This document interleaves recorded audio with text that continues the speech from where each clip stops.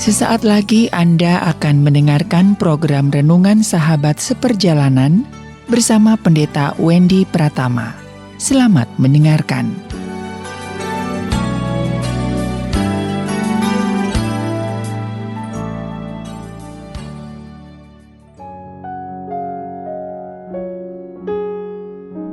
Selamat berjumpa kembali di dalam layanan audio Sahabat Seperjalanan. Hari ini adalah hari Rabu 8 Desember 2021. Tema renungan dan saat teduh kita dengan judul Kita Tidak Serba Bisa.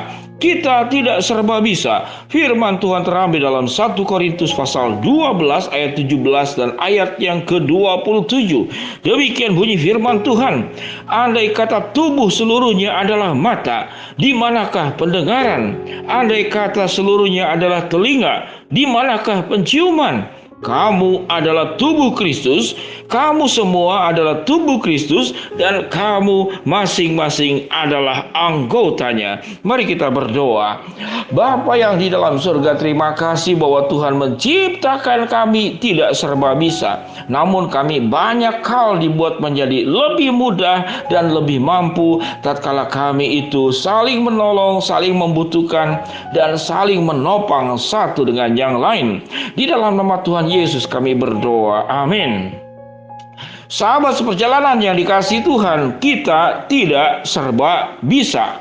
Kita tidak serba bisa. Ada dua sifat manusia yang sebetulnya dua-duanya salah. Yang pertama adalah dia merasa maha bisa. Yang kedua adalah dia merasa tidak bisa apa-apa. Yang satu terlalu percaya diri, merasa apapun dia sanggup dan dia bisa. Yang kedua dia merasa apapun dia tidak sanggup dan apapun dia tidak bisa. Dua sikap ini jelas adalah keliru dan salah. Dua-duanya keliru dan salah. Mengapa demikian? Karena tidak ada manusia yang serba bisa dan tidak ada manusia juga yang serba tidak bisa. Kita diciptakan menurut gambar dan rupa Allah, berarti kita memiliki banyak kemampuan, banyak kebisaan karena kita diciptakan menurut gambar dan rupa Allah. Kita pun tidak serba bisa karena kita hanya gambar yang diciptakan menurut gambar dan rupa Allah. Kita bukan Tuhan, sehingga mengatakan kita itu serba bisa. Sahabat seperjalanan, apa yang indah dalam sebuah hubungan relasi?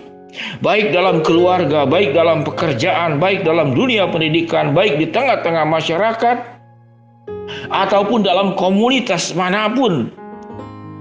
Yang indah adalah bahwa kita tahu kita punya kemampuan tertentu, orang lain tidak punya, dan kita menghargai kemampuan orang lain yang saya tidak punya.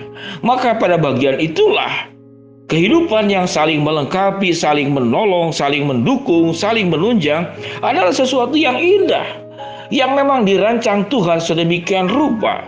Apa yang firman Tuhan katakan dalam 1 Korintus 12 ayat yang ke-17? Andai kata tubuh seluruhnya adalah mata, di manakah pendengaran? Andai kata seluruhnya adalah telinga, di manakah penciuman? Kita tidak mungkin semuanya mata, kita tidak mungkin semuanya pendengaran, kita tidak mungkin semuanya telinga, dan kita tidak mungkin juga semuanya penciuman. Ada teka-teki di masa kecil, binatang apa yang kakinya, tangannya, matanya, jantungnya, organ tubuhnya semua ada di kaki. Ayo, binatang apa? Yaitu kecoa yang terinjak, semuanya ada di kaki manusia. Sahabat seperjalanan yang dikasihi Tuhan, kita tidak serba bisa.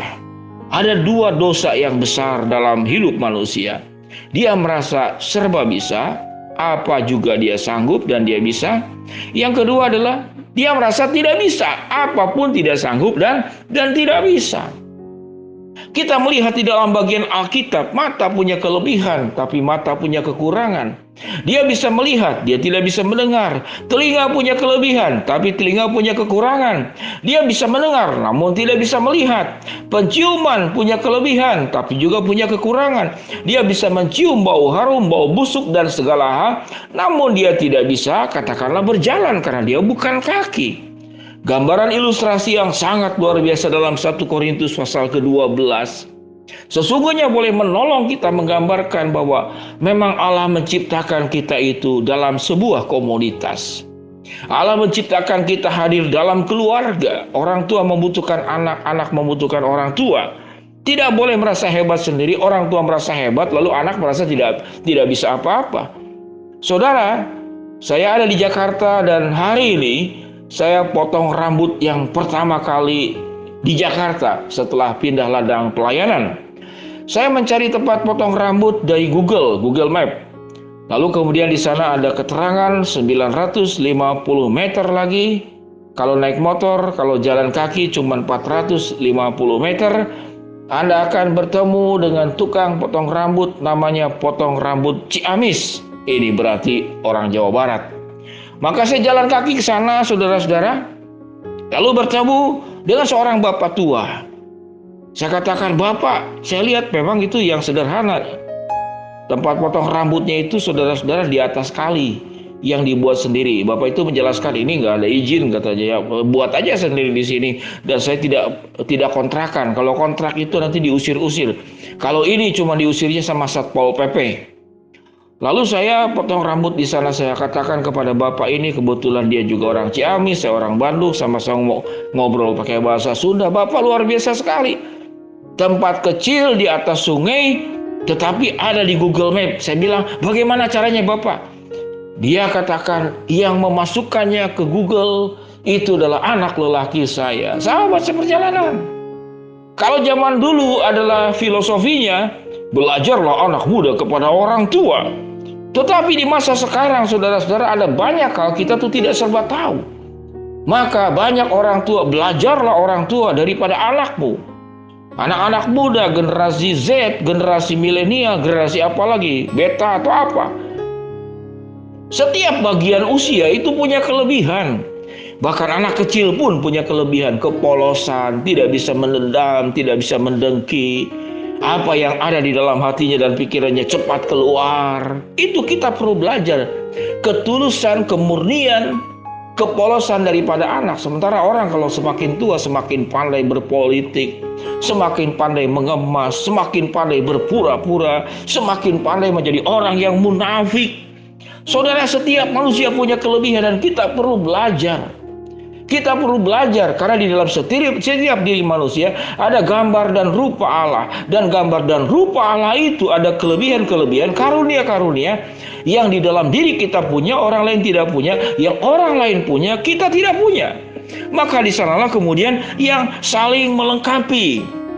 Sahabat seperjalanan, kita tahu dengan jelas, saudara-saudara, ada banyak peristiwa demo-demo di ibu kota Jakarta. Ada satu hal yang cukup menarik, saudara, yang namanya membubarkan demo. Kalau sudah tidak ada izin, sudah melewati waktu, maka yang membubarkan demo adalah polisi dan TNI. Saya melihat, saudara, ada satu bagian video yang cukup menarik. Yang membubarkan demo ini tidak bawa senjata, dia tidak bawa jeruji besi untuk menghalangi. Saudara-saudara, tidak ada. Dia juga jumlahnya cuma sendiri. Siapa itu? Yaitu the power of emak-emak. Ibu-ibu ini marah-marah kepada anak-anak muda ini. Ini sudah malam katanya, ganggu orang jalan, ganggu orang mau sembahyang. Kamu itu anak muda yang seharusnya terpelajar. Mengapa kamu mengganggu masyarakat? Pulang, pulang, pulang. Wow, luar biasa. The power of emak-emak. Jadi emak-emak, saudara-saudara, dalam kasus tertentu, dalam kondisi tertentu, bisa lebih hebat dari polisi dan lebih bisa hebat dari TNI. Sehingga apa yang kita pelajari? Jangan sombong, jangan angkuh. Kita merasa segala paling bisa dan paling sanggup. Yang kedua, jangan minder, jangan rendah diri. Bahwa segala saja, apapun saya tidak bisa, apapun saya tidak sanggup. Setiap orang sudah Tuhan berikan karunia, berkat, kemampuan yang Tuhan titipkan kepada kita. Kita tidak serba bisa. Mari kita berdoa. Bapa yang di dalam surga, hamba-Mu berdoa buat yang sakit, sahabat seperjalanan, Tuhan jamah sembuhkan. Yang sedang menghadapi masalah, Tuhan bukakan jalan. Yang sedang bermohon, berharap sesuatu kepada Engkau, Tuhan akan kabulkan sesuai dengan waktu dan rencana-Mu. Di dalam nama Tuhan Yesus kami berdoa. Amin. Shalom sahabat seperjalanan. Ingat, kita tidak serba bisa. Hanya Allah yang maha sanggup. Tuhan memberkati kita semua. Amin.